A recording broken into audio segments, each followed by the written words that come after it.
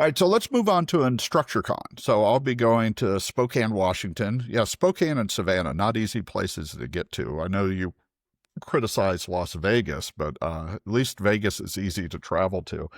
Um, and I listened to you. You said there's an excellent restaurant at the Fontainebleau. So Emily is coming out with me. I Oh, think just for the spa and just so we can find the restaurant that you were telling me I have to go to. So there are important things to solve. Um, InstructureCon. So this is going to be a very interesting time for them, partially to see how they're taking advantage of other opportunities, particularly the anthology. And let's build on the pricing. For the first time, anthology Instructure's always been very solid and disciplined with their pricing. I think they're trying to be very aggressive in taking advantage of the cloud over Blackboard because of the debt structure. Excuse me. So that's one of the things I'll be looking for. The other one, and I'll go back to this Gemini for Education. I've been critical of Instructure that their product group is just not putting out very much.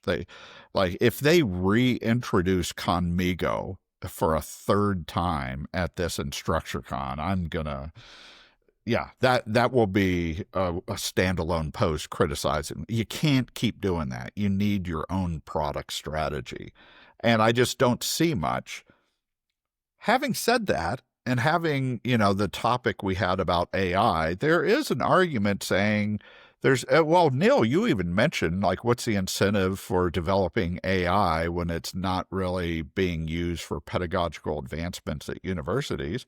There can be an argument for the Canvas strategy of saying, no, we're not putting much into new features because we just want to integrate. Maybe it's not Conmigo, but the Gemini for Education also announced that you can now access those tools directly within Canvas. So Notebook LM, they're going to make it easier to access Notebook LM. So there's a strong, and I think Power School was the other version, obviously Google Classroom. But so there's an argument to say, hey, we shouldn't be doing too much product. We should just be getting these other tools in there. There's another piece, which is I can't talk too much detail, but I mean, we are hearing whispers that there might be some meaningful product announcements, more so than the past 2 years of InstructureCon. So when I go there, I'm going to be seeing what is their product strategy, and is it a coherent story, particularly vis-a-vis Gen AI and big tech? And are they going to be announcing product advancements specifically in Canvas that gets their customers to do what they used to do, where people in the audience, where they hear it, they're like, oh, thank you. We've been waiting for that so much. So I'm really looking for that and just sort of the general mood, because Instructure's executive team, right now you have about 3 people who are remaining, maybe 4 if you include, some of the back office people who are remain from an education ed tech background or from a long time InstructureCon. They have a lot of new executives who come from completely outside of education. You're not seeing them talk. I don't. So I have a question. How well do they know the market? The new chief revenue officer, how well does that person understand what the real pain points of higher ed is and how colleges and universities think? So there's a risk they're becoming too corporate, too private equity based, or maybe they're just going to keep running, operating extremely well. So I'll be looking at their management situation as well. So, having said all that, what are your big observations and questions on Instructure that I should be looking for, or the questions that you have that you hope that come out in the July timeframe? I can jump in. I've got two sort of additional ones to all the ones that you're looking at. The one is what is their strategy, re Parchment in specific, and the whole workforce thing. I've heard rumors that Headlamp didn't work, that it's not going on there. So I've never heard a coherent approach to what they're doing there, and I really want to Could figure you out, describe Headlamp, what you mean by that? you know, I don't know a lot about it. I've just heard, but it was a way of helping to prepare students and connect them with employers as well. If you Okay. know, if you've got a more pithy one, that would be great. But so I want a better approach to what they're doing there, what their long-term plan is. It seems there's a lot of spaghetti being thrown at the wall, or like, you know, this is going to help us some way. And I think there's a real risk of it running into some real problems, or not sort of having the features that can keep clients there. So that would be the other thing. And then again, it's the non-credit stuff.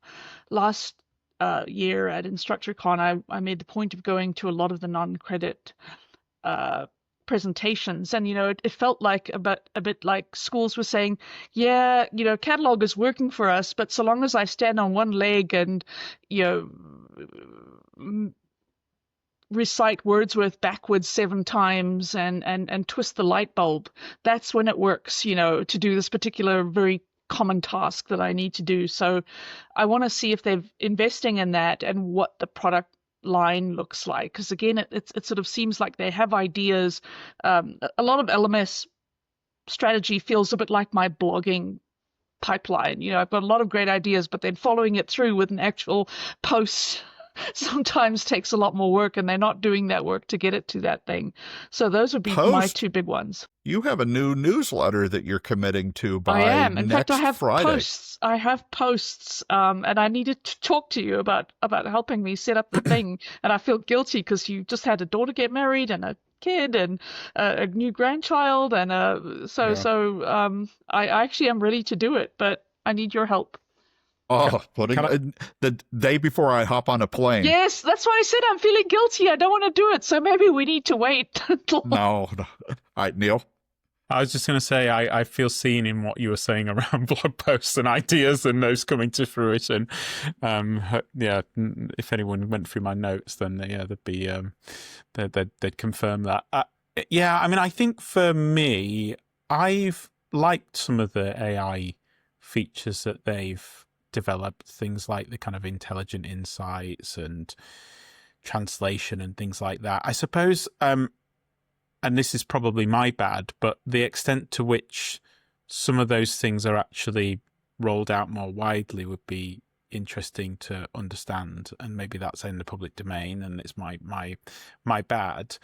But I think it's just interesting. I was thinking about this as you guys were speaking, that do we really get a sense that we could put a label on their AI product strategy in the way that we might do some of the other vendors? And maybe that's fine, but I think it's just the absence of understanding what the strategy is, or to be able to glean the strategy. If it is that kind of, we're not going to make this a big thing in of itself, we're going to make adjustments to the product, and that's our strategy, and then we might kind of bring in other ed tech like Migo. By the way, let me put a phrase on it. What we're looking for, because I think all three of us are describing in different ways, we're looking to see if there's any coherence in their product strategy, not just individual good ideas. Is there any coherence? That's what the non-sexy label I would add. Yeah, no, that's a great way of putting it. I mean, I think the other thing for me is I suppose I've kind of maybe said in the past, I feel like they talk about, I think more so than the other companies, they talk a bit more about higher education trends, some micro credentials and things like that. And I think I'm interested to get a sense of how that translates into strategy and prioritization around some of the things that Morgan talked around about catalog, because I know that they are sort of invested in those developments in the UK, like the lifelong learning entitlement and that kind of shorter provision. I know that they're engaged in that side of things, but the extent to which I've seen that translated in terms of product, and then maybe being a bit more a bit kind of louder around things like catalog. I think that's what I'm interested to see. I mean, in the UK, I would say, they've really built a very strong position, I think, around Canvas over here. And so it's, maybe there is a bit more rope to prioritize other products and align with other challenges that institutions have. But I guess I'm not seeing that directly.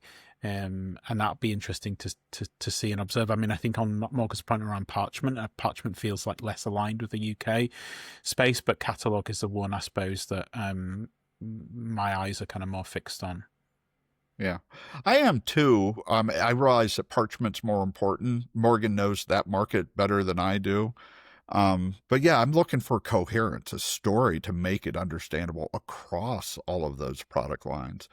On the positive side, I was thinking another way to describe this. Of all of the vendors, Instructure has the best finances.